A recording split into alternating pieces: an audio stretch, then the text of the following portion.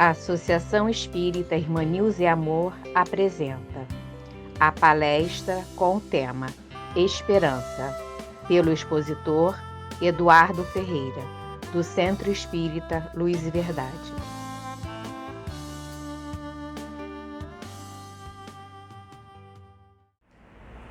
Queridos amigos, muita paz a todos, uma alegria imensa estar com todos aqui mais uma vez, nessas oportunidades abençoadas de confraternizarmos juntos, sob a égide de nosso Senhor Jesus Cristo, onde o amor, a caridade, a fé, a esperança brilham em nossos corações e temos o ensejo de fortalecer esses laços de amor e fé através da amizade que nos permeia o coração na grande seara da construção de um mundo melhor, da qual todos fazemos parte. Muito obrigado a todos pelo carinho da presença, obrigado pelo convite, sejam muito bem-vindos para mais um momento de reflexão, de troca de informações.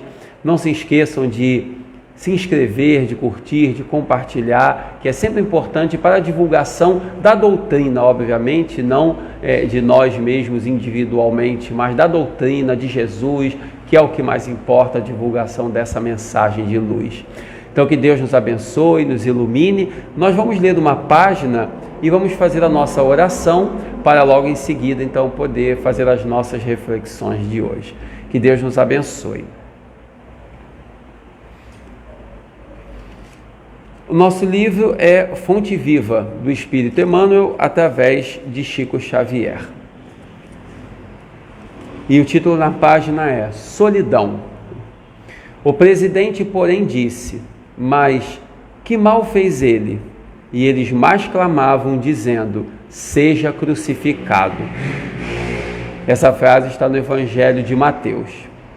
Aí diz Emmanuel: à medida que te elevas monte acima no desempenho do próprio dever, experimentas a solidão dos cimos e incomensurável tristeza te constringe a alma sensível.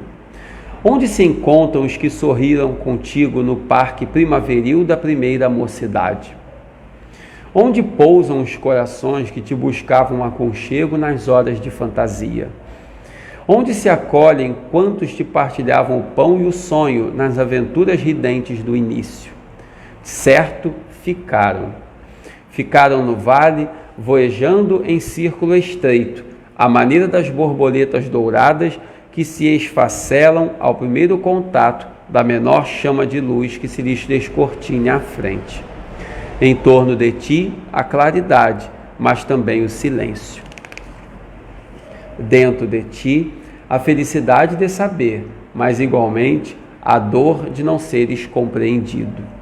Tua voz grita sem eco e o teu anseio se alonga em vão. Entretanto, se realmente sobes, que ouvidos te poderiam escutar a grande distância e que coração faminto de calor do vale se abalançaria a entender de pronto os teus ideais de altura? Choras, indagas e sofres. Contudo, que espécie de renascimento não será doloroso? A ave, para libertar-se, destrói o berço da casca em que se formou, e a semente, para produzir, sofre a dilaceração na cova desconhecida. A solidão com o serviço aos semelhantes gera a grandeza. A rocha que sustenta a planície costuma viver isolada, e o sol que alimenta o mundo inteiro brilha sozinho. Não te canses de aprender a ciência da elevação. Lembra-te do Senhor que escalou o Calvário de cruz aos ombros feridos. Ninguém o seguiu na morte afrontosa, à exceção de 2 malfeitores, constrangidos à punição em obediência à justiça. Recorda-te dele e segue. Não relaciones os bens que já espalhaste. Confia no infinito bem que te aguarda. Não esperes pelos outros, na marcha de sacrifício e engrandecimento. E não ouvides que, pelo ministério da redenção que exerceu para todas as criaturas, o divino amigo dos homens não somente viveu, lutou e sofreu sozinho, mas também foi perseguido e crucificado. Emmanuel. Vamos então orar. Bom e amado Mestre Jesus, obrigado, Senhor, por mais um momento de paz, de contato contigo, de reflexão, onde a luz do Teu Evangelho abençoa os nossos corações, nos ilumina, nos guarda e nos preenche cada vez mais de paz, nos ligando a Deus, nosso Pai, e nos elevando desta terra pelo pensamento para as alturas espirituais. Que os céus possam descer à terra para nos abençoar e nos iluminar, a fim de sentirmos essa vibração sublime e elevada que emana de Ti. Sê conosco, Senhor, em mais um momento que estamos juntos em Teu nome. Que Deus nos abençoe e nos ilumine hoje e sempre. Que assim seja, graças a Deus.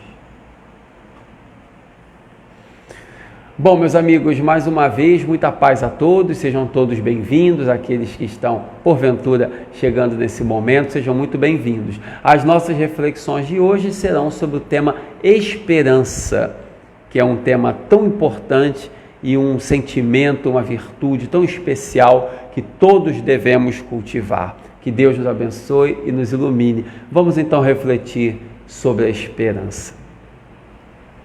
Quando nós falamos sobre a esperança, existe um conceito que vale a pena refletir sobre ele. A esperança, ela é uma das maiores virtudes cristãs. O apóstolo Paulo, na famosa epístola aos Coríntios, aquela epístola famosa, quando Paulo escreveu que poderia falar todas as línguas dos homens e dos anjos, mas se não tivesse caridade, isso nada lhe serviria. Todos lembram dessa frase, dessa epístola, dessa carta tão bela, que poderia falar todas as línguas dos homens e dos anjos, se não tiver caridade, não tiver amor, seria como um bronze que soa. Poderia dar todos os meus bens aos pobres, mas se não tivesse caridade, isso de nada me serviria. Onde ele elenca características, qualidades e referências sobre a questão da caridade, sobre a questão do amor. É uma carta belíssima, um dos mais belos textos que há no Novo Testamento bíblico. E só que um ponto que nos chama bastante atenção é quando Paulo, ao final dessa carta, ele termina com a seguinte colocação: agora, pois, permanecem a fé, a esperança e a caridade, mas das três, a mais excelente é a caridade. Vou repetir. Agora, pois, permanecem as maiores virtudes cristãs, a fé, a esperança e a caridade, mas das três, a mais excelente é a caridade. Vemos aí que Paulo coloca a caridade para com o próximo, esse amor que deve ser vivenciado, como a principal virtude de um cristão. No entanto, ele coloca a esperança como uma das principais virtudes cristãs. Porque se as três maiores são a fé, a esperança e a caridade é a mais importante, mas a fé e a esperança estão entre as três. E por que ele colocou a esperança como uma das maiores virtudes cristãs? Por uma razão muito simples, porque é a esperança que nos impulsiona para adiante, é a esperança que nos faz servir, é a esperança que nos faz confiar no futuro, porque eu posso ter muita disposição para trabalhar, se eu não confiar no que o amanhã será melhor, por que eu estarei trabalhando? É algo muito simples. Eu posso ser muito bom naquilo que eu faço, mas eu faço porque eu confio que a minha contribuição irá melhorar a humanidade. Se eu acreditar que nada mudará, por que eu irei trabalhar? Por que eu irei colaborar? Então a esperança, ela é esse contraponto. A esperança é esse estímulo, a esperança é essa motivação para prosseguir.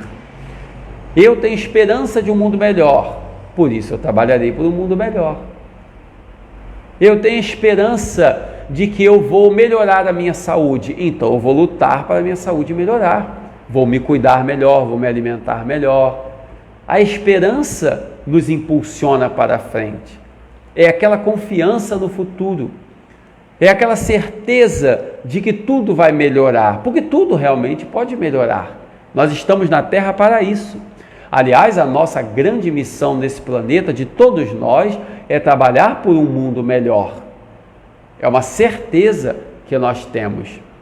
Disse alguém certa vez que se não fosse verdadeira a ideia de um mundo melhor, o que nós sabemos que não é verdade, haverá um mundo melhor, a Terra está em evolução, o Espiritismo nos ensina isso, a Terra está progredindo, então a Terra será um mundo melhor, está cada vez mais melhorando para se tornar um mundo de regeneração, um mundo de paz. Isso nós sabemos. Mas disse alguém certa vez uma reflexão muito interessante, de que mesmo que não fosse a Terra melhorar no futuro, seria importantíssimo que eu acreditasse nisso. Olha que interessante. Mesmo que a Terra não fosse melhor no futuro, que não existisse essa possibilidade, mas era necessário que eu acreditasse nessa possibilidade, porque o acreditar nisso, essa esperança, me impulsiona para a frente, me impulsiona para o progresso, me impulsiona para o serviço, me impulsiona para dar a minha contribuição. Porque se eu achasse que a minha contribuição fosse inútil e que a Terra caminha para estar cada vez pior, qual seria a minha motivação para contribuir? Ao passo que se eu sei que a Terra vai melhorar e que eu estou na Terra para dar a minha contribuição nesse progresso, que é a grande missão de todos nós temos essa missão, colaborar para o bem da humanidade. Essa é a nossa grande missão. Muitas pessoas estão pelo mundo preocupadas em qual é a sua missão e ficam se perguntando: qual é a minha missão? Qual é a minha missão? Não nos preocupemos em descobrir qual é a nossa missão. A nossa missão é construir um mundo melhor, dar a nossa contribuição na construção de um mundo melhor. Qual é a diferença que eu estou fazendo no mundo? Qual é a minha contribuição? Então, essa é a nossa grande missão. E só se dá essa contribuição na construção de um mundo novo quando se tem esperança. É por isso que alguns pensadores levantam uma reflexão muito interessante, que foi a que citamos no princípio, que começamos a citar. Alguns pensadores trazem uma reflexão muito interessante de que existe uma diferença entre esperança e espera. Porque muitas pessoas pensam que são sinônimos, esperança e espera. Espera vem do verbo esperar. Esperança vem do verbo esperançar, que é outra coisa. Esperar, todos sabem, é esperar. Eu sento e espero. Não significa que eu estou em movimento, não significa que eu estou trabalhando, eu estou esperando. Eu posso estar inerte, eu posso estar à toa, eu posso estar ocioso, eu posso estar na mais completa inutilidade, eu estou simplesmente esperando, não estou contribuindo em nada. Isso é espera, isso é esperar. Agora, a esperança não é de espera, esperança é de esperançar. E esperançar, que originou esperança de esperançar, esperançar significa lutar. Esperançar quer dizer estar ativo, estar trabalhando, estar servindo, estar colaborando, estar se juntando aos demais para contribuir em algo bom. Isso é esperançar, o que é muito diferente de esperar. Portanto, se eu espero, não necessariamente eu estou trabalhando, eu estou apenas esperando. Mas se eu estou com esperança, ou seja, esperança do verbo esperançar, esse esperançar quer dizer que eu estou lutando. Esperançar é isso. Então, lutar, servir, trabalhar, colaborar, dar a minha contribuição, isso é esperançar. E é esse esperançar, essa esperança que mais nos interessa. Essa esperança que mais nos interessa é que deve nos povoar cada vez mais. Por quê? Porque isso nos impulsiona para a frente. O melhor da nossa vida sempre está por vir. Nunca nos esqueçamos disso. O melhor sempre está por vir. Se você está passando por um momento triste, difícil, tenha paciência, a felicidade virá. E uma felicidade muito maior do que qualquer outra que você já teve. E se você está passando um momento bom, parabéns, graças a Deus. Mas há coisas ainda melhores aguardando, porque o melhor sempre está por vir. Façamos o melhor e sempre terá como melhorar.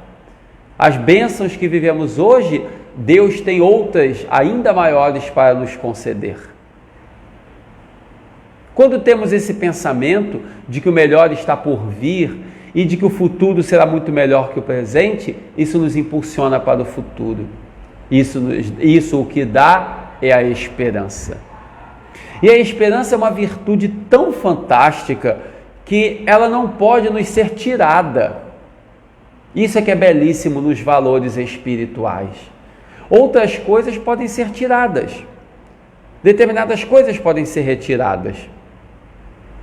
Alguém pode me roubar um celular, pode me tirar um dinheiro, pode roubar meu guarda-chuva, pode arranhar meu carro. As pessoas podem fazer coisas e nos levarem àquilo que é material, mas o que é espiritual, isso ninguém consegue levar. O mesmo acontece com a esperança. Ninguém consegue roubar a minha esperança, a não ser que eu permita, como alguns companheiros permitem. Quantos companheiros que dizem que não tem mais confiança no futuro, que não tem mais certeza de dias melhores, que não acreditam mais na religião, que não acreditam mais nos médicos, que não acreditam mais nos políticos, que não acreditam. Essas pessoas perderam a esperança. Ora, se existem políticos corruptos, também existem políticos honestos. Assim como em todas as áreas da vida, há pessoas honestas e pessoas desonestas. Se eu digo que tem muitos políticos corruptos e por isso eu não acredito mais em nenhum deles, eu permiti que eles roubassem a minha esperança. Por que eu não vou acreditar em mais nenhum? Se um médico que me enganou, eu digo que não acredito mais em nenhum médico, eu permiti que aquele médico roubasse a minha esperança.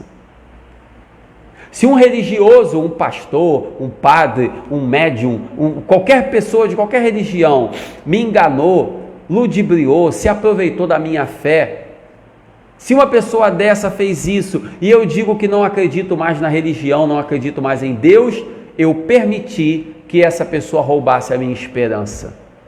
E isso nós jamais podemos permitir, meus irmãos.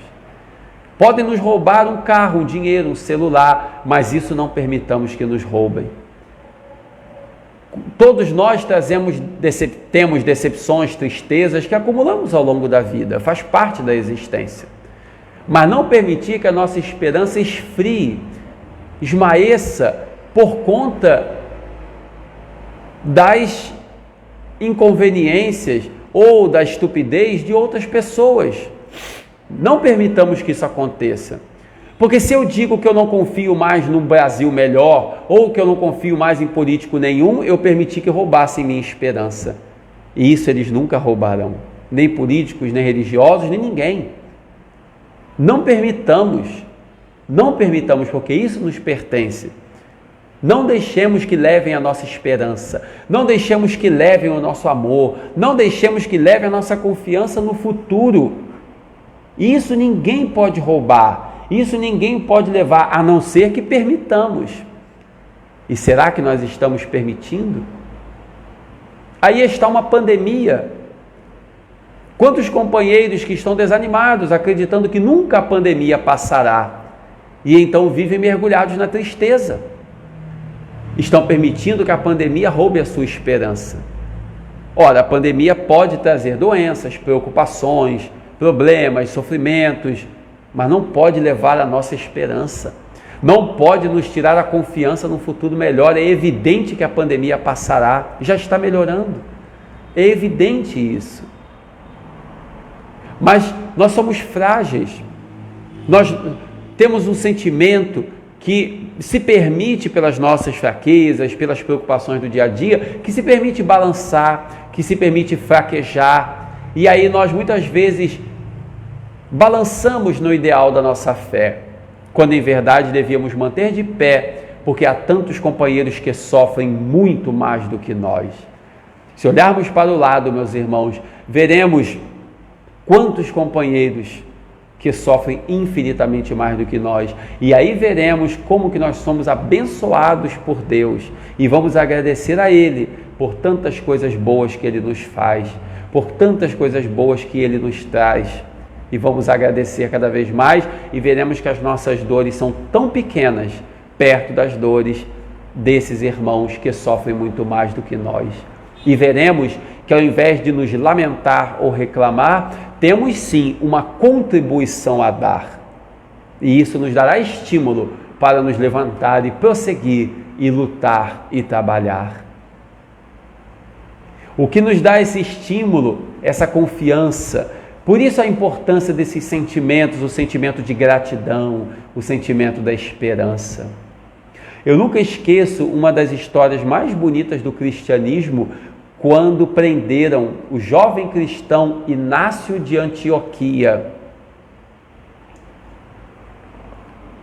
Acredito que os amigos já tenham escutado falar, pelo menos alguns, já tenham escutado falar desse que foi um grande cristão. Inácio de Antioquia era um jovem da época de Jesus, e Inácio não fez parte do grupo dos 12 apóstolos, ele chegou depois, mas foi naquele período do cristianismo primitivo, e Inácio, ele se tornou desde jovem um grande, fervoroso seguidor de Cristo, dedicado servidor da seara de Jesus. Ele pregava o cristianismo, falava de Jesus para as pessoas, enaltecia a grandeza de Deus e de Jesus. E, no entanto, na sua juventude, na época o cristianismo era proibido, ele foi preso. Ainda jovem, já na fase adulta, mas ainda muito moço, ele foi preso.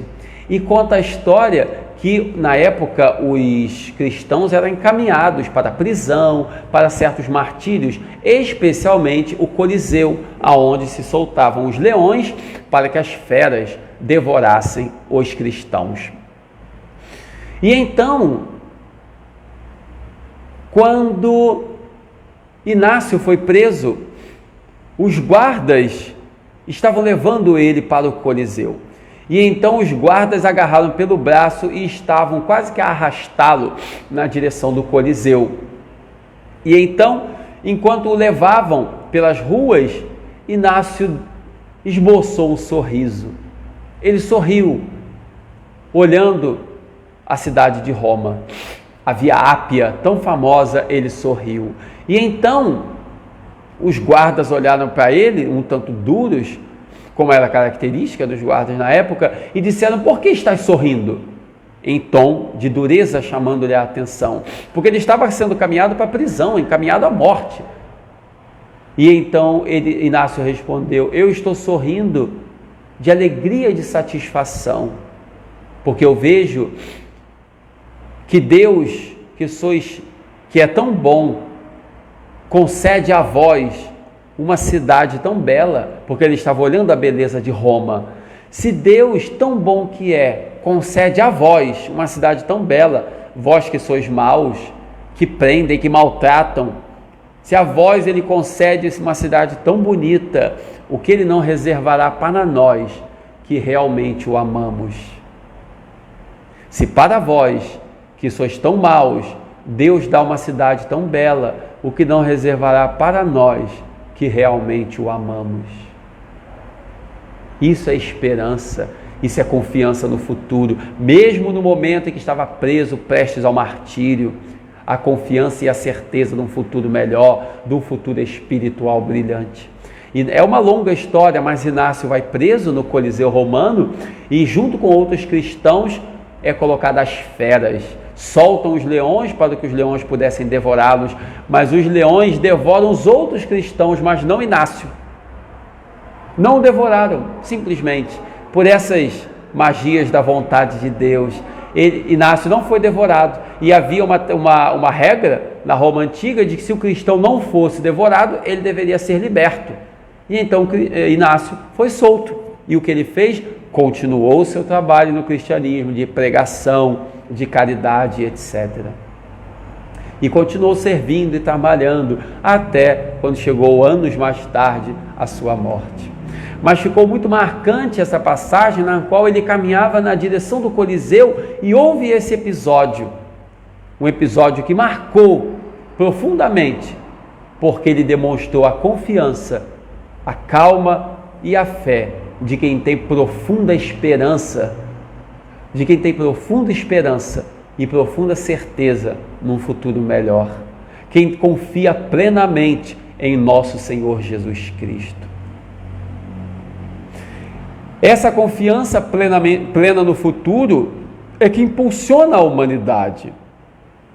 Não só na religião, estamos falando da religião, mas em todas as áreas. Governantes, cientistas, filósofos, quantos e quantos que ao longo da história da humanidade, porque acreditaram, deram uma contribuição enorme para o bem da humanidade. Quantos e quantos, conhecidos ou anônimos. Se olharmos a nossa volta dentro da nossa casa, cada um de nós que estamos aqui agora, olhemos em volta na nossa casa, o que nós estamos vendo? Um celular, um computador, uma televisão, uma mesa, uma luz acesa no teto, paredes construídas, uma geladeira, um fogão, o que nós estamos vendo? Várias coisas. E, no entanto, tudo isso teve a contribuição de milhares de pessoas para que nós tivéssemos isso em nossa casa. E teve a contribuição daqueles pioneiros, daqueles homens e mulheres do princípio que inventaram esses aparelhos, que criaram, que desenvolveram, que superaram barreiras, que deram suas vidas para que nós agora estivéssemos aqui, utilizando tranquilamente cada um desses objetos. E pessoas deram a vida para isso. A lâmpada, que é algo tão simples que nós acendemos, corriqueiramente apertamos o interruptor, a lâmpada se acende. Thomas Edison, que é considerado o inventor da lâmpada, diz a lenda que ele testou e tentou quase 1000 vezes até conseguir acender a lâmpada. Até que perto da 1000ª vez ele conseguiu. Ele e outros cientistas da época que trabalharam juntos, como Tesla e outros mais, mas quase 1000 tentativas. Um período longo, enorme dedicado a isso, para que hoje nós tivéssemos luz, para que não ficássemos na escuridão. Quanta dedicação, porque possuía esperança.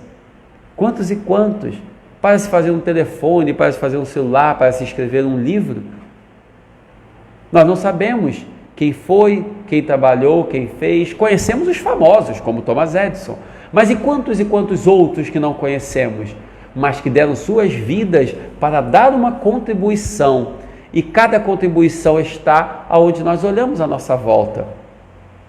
E fizeram isso porque tiveram esperança. Isso vale para tudo em nossa vida. A nossa contribuição será tanto maior quanto maior for a nossa esperança.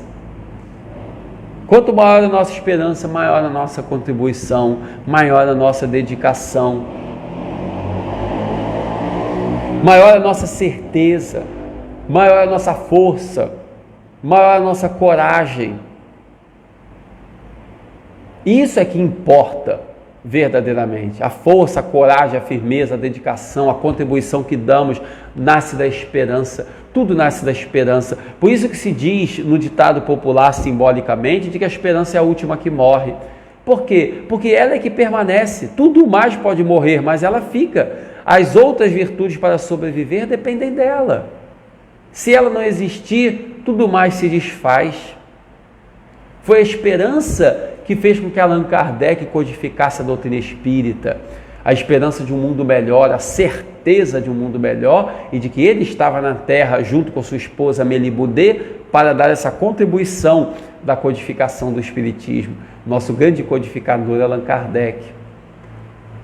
Foi a esperança que fez com que a reforma protestante viesse a lume com Martinho Lutero, com João Hus, com Jerônimo de Praga, com Wycliffe, com Erasmo de Roterdã e tantos outros. Foi a esperança que levou Mahatma Gandhi a libertar a Índia nos seus movimentos pacíficos e não violentos, inaugurando a era da descolonização pela paz. Foi a esperança. Foi a esperança que fez Martin Luther King lutar contra o racismo nos Estados Unidos. Foi a esperança que levou Madre Teresa de Calcutá a ser um dos maiores nomes do cristianismo de todos os tempos. Uma mulher pobre, simples, humilde, longe da família, percorrendo o mundo, servindo a Jesus, fundando instituições de caridade, ajudando as pessoas. Foi a esperança que impulsionou Madre Teresa de Calcutá. Foi a esperança que fez com que Irmã Dulce fosse esse símbolo de amor que nós conhecemos, fundando instituições na Bahia, tornando-se esse exemplo de caridade para todos os brasileiros e para o mundo, esse símbolo de dedicação ao próximo. Foi a esperança que levou Chico Xavier. Foi a esperança que levou Chico Xavier a se dedicar cada vez mais ao bem da humanidade, a entregar sua vida pela prática da caridade. Foi a esperança que levou o nosso querido Chico a essa dedicação, a essa força, a essa luta, a essa superação para fazer mais e mais pelo bem do mundo. Foi a esperança, foi a certeza de um mundo melhor, foi a certeza de que ele estava na Terra para dar uma contribuição. Chico Xavier, nosso querido Chico, considerado o maior brasileiro de todos os tempos. Aliás, na pesquisa que foi realizada há alguns anos atrás, que mobilizou, realizada em cadeia nacional, na televisão, mobilizando todo o país para saber quem foi o maior brasileiro de todos os tempos, quem ganhou foi nosso querido Chico Xavier.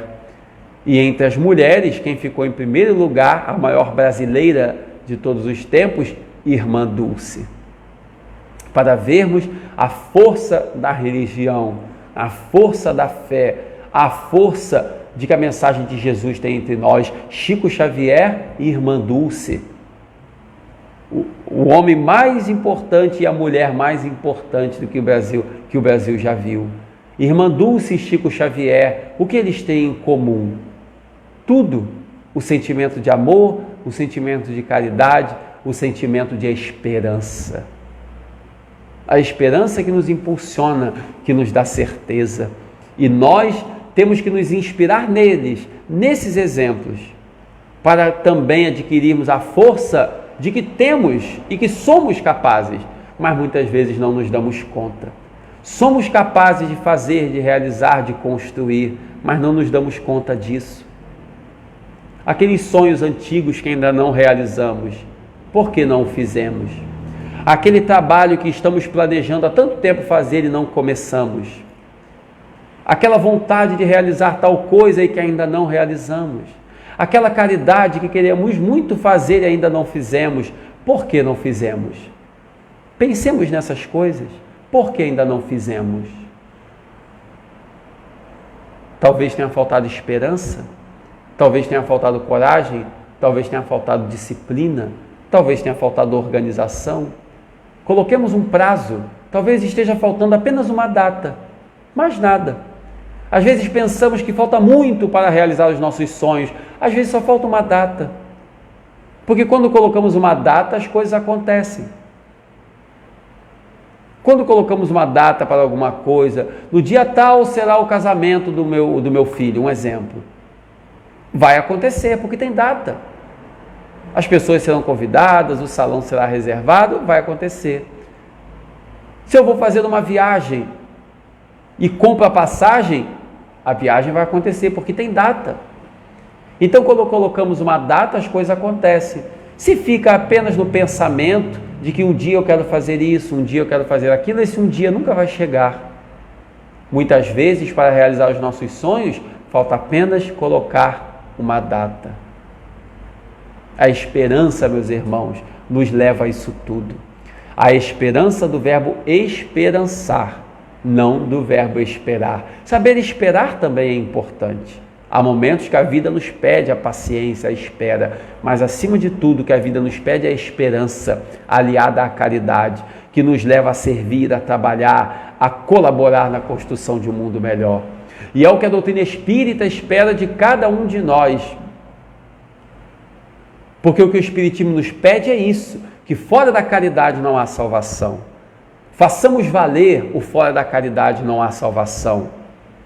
Façamos valer, porque quem é caridoso é esperançoso. E se fora da caridade não há salvação, quem tem esperança age na caridade e está sendo cristão.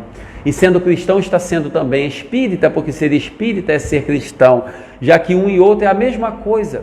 Pois todos aqueles que vivem a caridade são discípulos de Jesus, independente da religião a que pertençam. Isso é o que importa, meus amigos. Isso é o que a religião nos convida. E é isso que o Espiritismo espera de cada um de nós, relembrando o que disse nosso Senhor Jesus Cristo: amai-vos uns aos outros, como eu vos amei. Quando amamos uns aos outros, como Jesus nos amou, estamos no caminho certo da nossa evolução espiritual. Então, meus amigos, eu gostaria de agradecer o carinho, a presença de todos. Vamos fazer a nossa prece. Muito obrigado pela presença, pela dedicação. Participem, compartilhem, para que mais pessoas possam ter conhecimento da instituição, da mensagem, que é o que importa, ajudarmos o mundo a ser melhor, ajudando aqueles que estão à nossa volta. Muito obrigado mais uma vez e vamos fazer a nossa prece. Querido Mestre Jesus, em nome de Deus Pai Todo-Poderoso, nós te agradecemos, Senhor, por tudo. Muito obrigado, Mestre amado, por mais um momento de paz e de amor em Teu nome. Que a nossa fé em Ti cresça cada vez mais e que venhamos a ser cada vez mais úteis, cada vez mais dedicados, cada vez mais fervorosos e fiéis na Tua seara de luz, em nome do amor. Se conosco, Senhor. Abençoa toda a humanidade, especialmente os que mais sofrem, onde quer que se encontrem. Muito obrigado por tudo, meu Mestre. Que Teu nome seja louvado hoje, agora e sempre. Que assim seja, graças a Deus. Que assim seja, meus irmãos. Muita paz e fiquemos com Deus. Convidamos a todos para assistirem à próxima palestra no nosso canal.